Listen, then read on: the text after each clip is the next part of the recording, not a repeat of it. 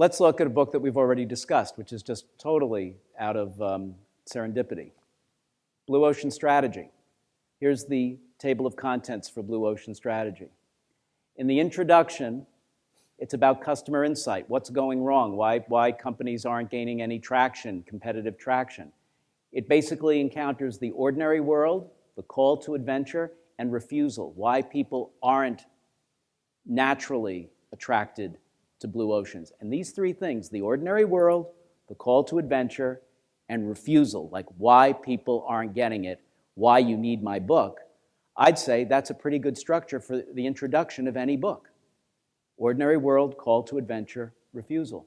Chapter 1, analytical tools and frameworks. There it is, objective setting, meeting the mentor. The mentor basically are the stories of the people who have done it. So you're meeting, as a reader, you are meeting the stories, you're meeting the people who have done the Blue Ocean Strategy. They are your mentor in this journey as you're reading the book. First threshold, strategy development, reconstruct market boundaries, focus on the big picture, not the numbers. Now you're actually doing it. Now you're actually moving. You've crossed into the first threshold. You're devoting time and energy into the blue ocean. You're in the other world. That's the crossover into the other world. Chapter 4, test allies and enemies, tactical planning, reach beyond existing demand. Now, when you reach beyond existing demand, what do you have to do? You have to find allies out there where you didn't used to work with, and you're also going to encounter competitors you didn't used to deal with.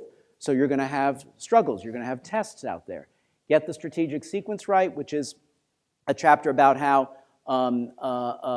you have to make sure that the product is really useful to people before you set the price and the cost and put it to market. And the authors fault the electronics industry, including Philips, for doing the opposite, creating a really cool gadget, putting a high price tag on it, and then nobody buys it.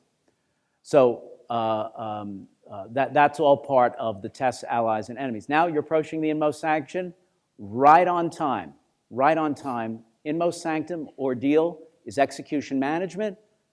What's chapter 6? Overcome key organizational hurdles. So after you try to do all these things, what's the ordeal? What is the hardest part? Again, it comes back to, overcoming key organizational hurdles is never in chapter 2 of these books. It's always back there around the time that we should be climaxing, where the flow of the story should be climaxing to the ordeal.